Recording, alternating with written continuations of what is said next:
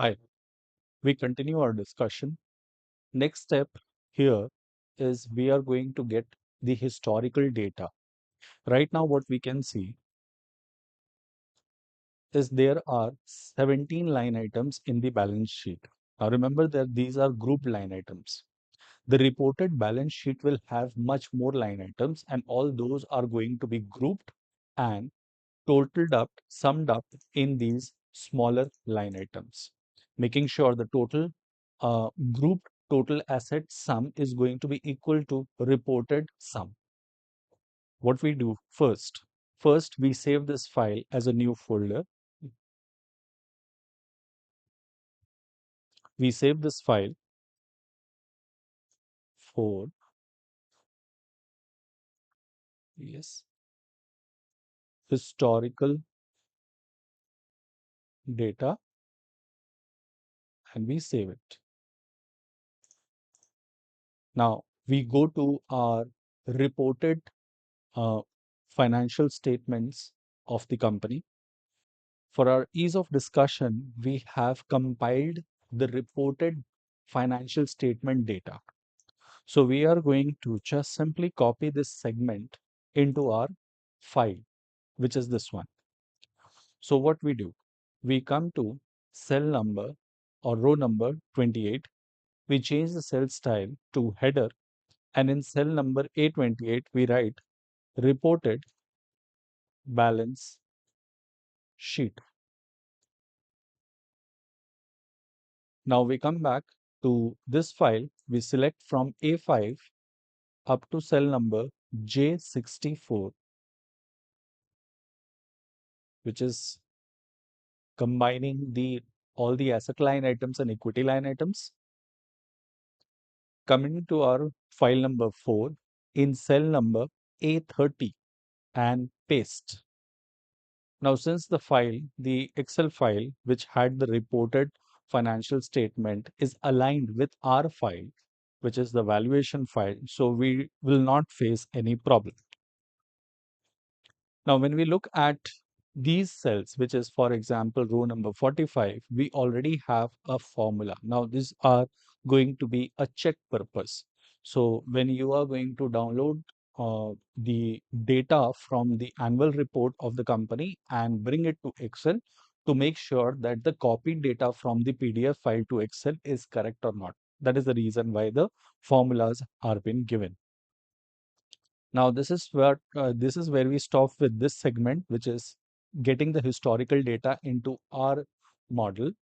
In the next step, we are going to compile, which is regrouped all the line items into the grouped version. So we once again save this file.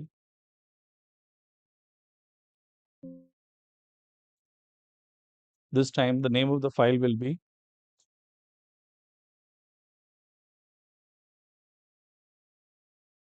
regrouping.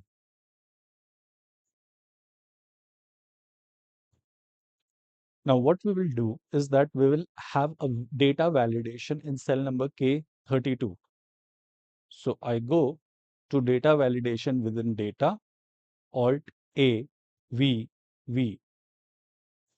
I change this segment, which is allow, to list.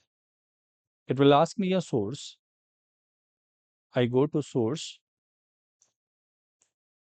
Now the source will start from cell number C6 up to C23 and I press OK. Now what we have in cell number K32 is data validation. So what we are doing is the reported line items will be mapped as per the group line items. So that means we are going to map these elements. For instance, the property, plant, and equipment will go to capital assets. Similarly, we will be having the data validation in all these cells. So what we can do is simply we can copy this cell and paste it. And this pasting will also paste, the moment we paste it, we will also have this data validation with us. So what I'm doing, I'm just copying this data validation to each and every cell.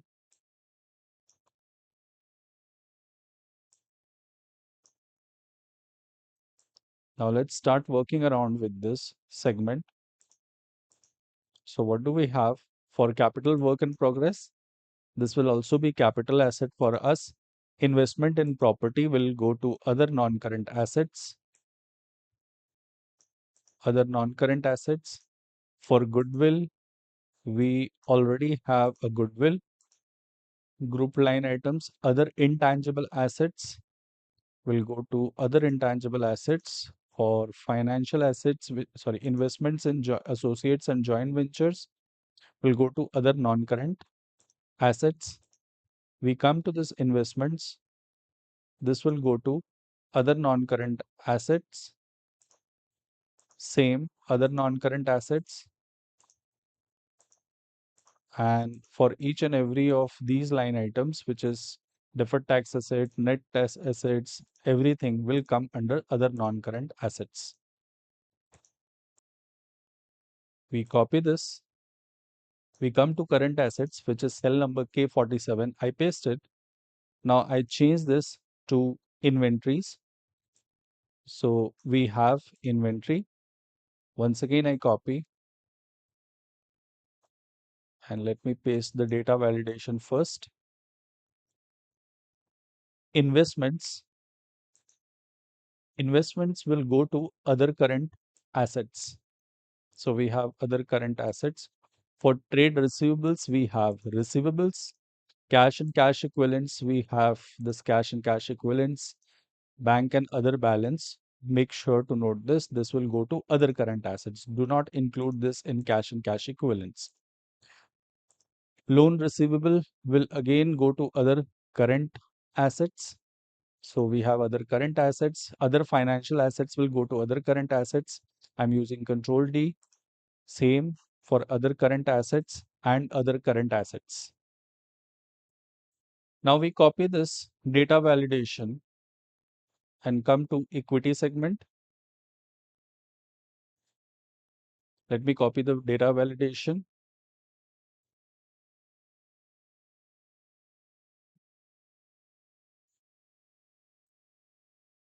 Now in equity and equity share capital, we will have share capital and equity. For other equity, we are getting this data into other equity. For borrowings, we will club this into total debt. For lease liability, we'll add this under total debt. For other financial liabilities, other non-current liabilities, and same goes for deferred tax liability and provisions. We copy this and we want the data validation in the current liability segment. So now I've just selected this array and used Control D, which is copy down. Now we have data validation. For borrowing, which is short-term borrowings, we record this under total debt. For lease liability, we'll record this under total debt. Trade payables, we'll combine this under payables. For other financial liabilities, we'll go to other current liabilities. And again, same for other current liabilities, Control D, Control D. So if we see that we have mapped all of the reported line items with the grouped line items, as we can see here.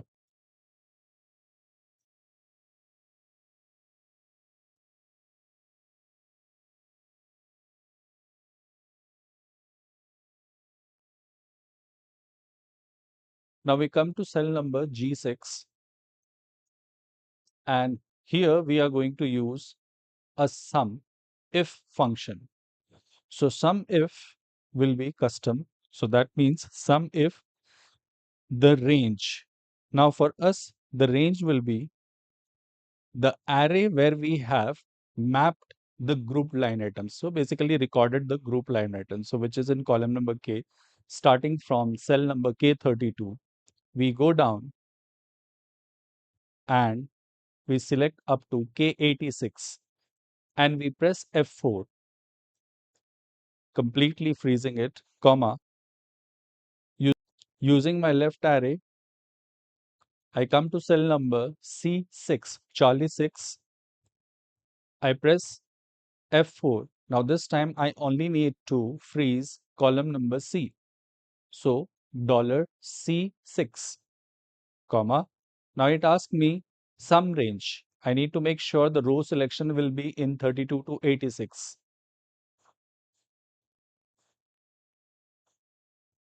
32, shift control down arrow. Once again, down arrow. Shift control is already pressed. I continue my selection up to cell number 86. Now this time we will only freeze the rows. So I press F4 and once again I press F4. So that gives me $32, $86. I close the bracket. I press enter. The moment I press enter, it will give me an error. We don't need to worry about this. We just need to copy down the formula. Make sure the freeze should be as per what I have done. Paste here for payables and for all the liabilities.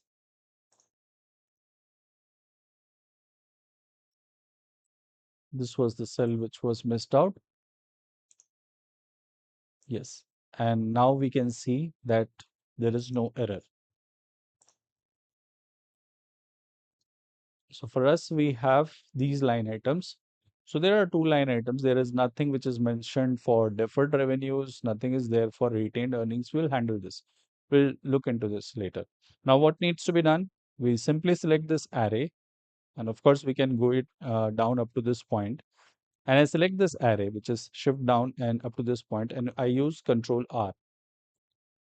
Now we can see that the data has come up to this point and the data are matching, which is the total value of total liabilities and equity and total assets. So that is the reason what we can see is model is okay. There is no error in this. Thank you for watching this video. Hope to see you in next video for the next step.